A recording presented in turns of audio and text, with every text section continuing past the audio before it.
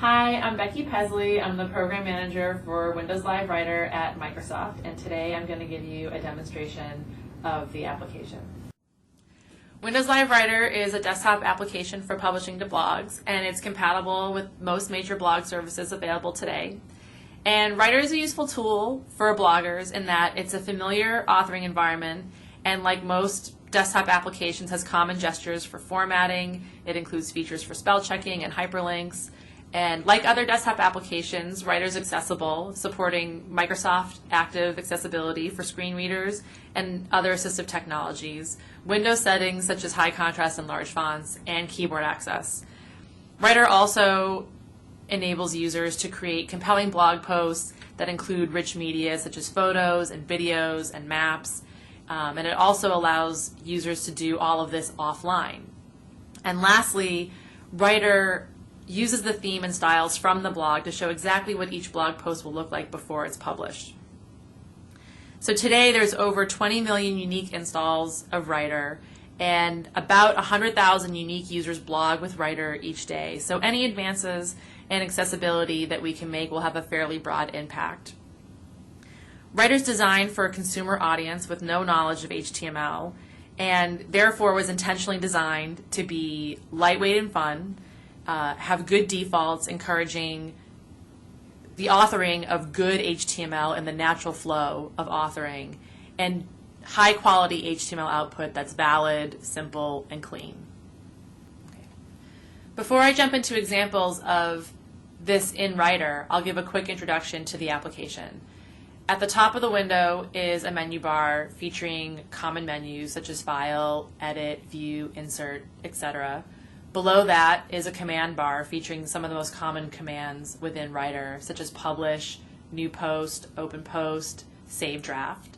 And below that is the editing toolbar, which features common commands for copy and pasting, undo, font formatting, insert gestures, and so on. And that sits above the editing canvas, which features the main content of the post. To the right of that is a sidebar, which features quick links to the blog, shortcuts to opening drafts and recently posted items, as well as quick links for insert gestures. And at the bottom of the post window is a toolbar for setting post properties such as categories and publish date. Moving on to the first example of how we met some of our design goals with emitting really clean and simple and semantically correct HTML, we can look first at formatting font. So going back to the editing toolbar, you'll notice that the most common commands for editing font is a drop-down menu that show heading styles and toolbar buttons for some of the most common font styles such as bold, italic, underline, and strike through. What you don't see on here are controls for direct font formatting, which are rather buried in the menu for editing things like font face and font color. So I can apply a heading style by selecting text, going to the edit menu, dropping down and picking the heading style, heading 1, heading 2, heading 3, and so on. So I'll pick heading 1. I can subsequently select other text and press the italic button in the edit menu and select different text and apply bold. And now I can change the view, look at the HTML, and we'll see that the heading that I applied has actual heading tags. The italic text actually uses M's, and the bold text uses strong. And you can see that it's just the tags. It's very clean. There's no additional span or font tags in between.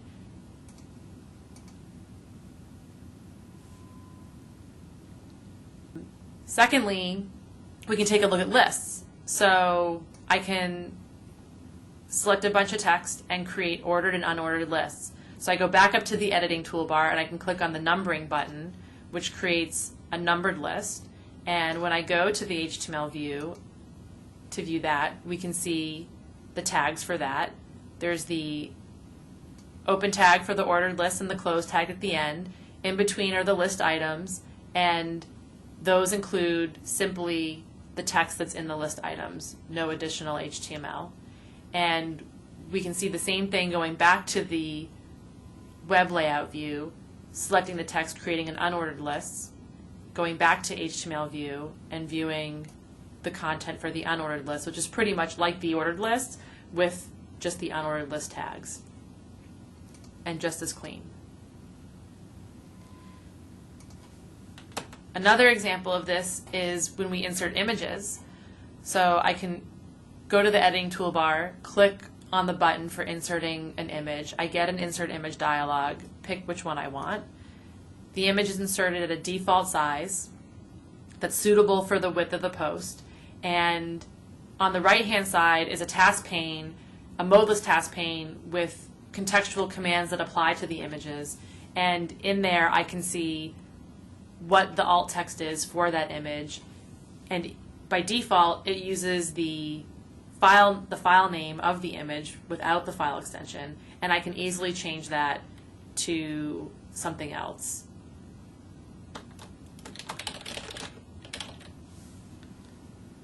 And when I go to when I switch to HTML view, I can see the image that I inserted and see that the alt text has been specified to what I changed it to.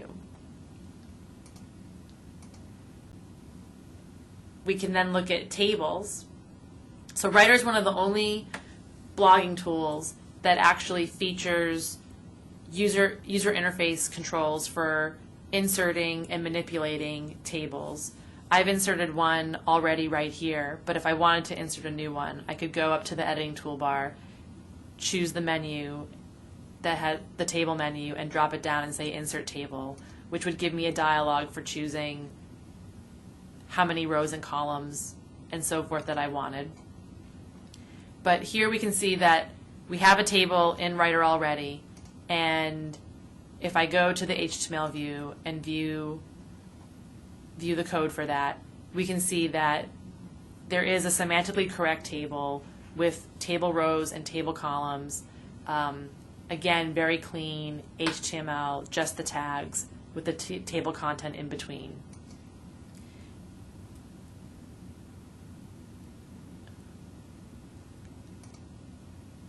So in summary, this demonstrates how Writer emits clean output on behalf of the author without them having any knowledge of HTML or accessibility, and without them having to do extra work or have their workflow interrupted by extra prompts or UI. So with this feature set and the large number of users that Writer has, the impact is that more and more people will be publishing accessible content to their blogs. And that concludes the demonstration. For more information, you can visit our team blog at Windows Live Writer, all one word, .spaces.live.com. Thank you.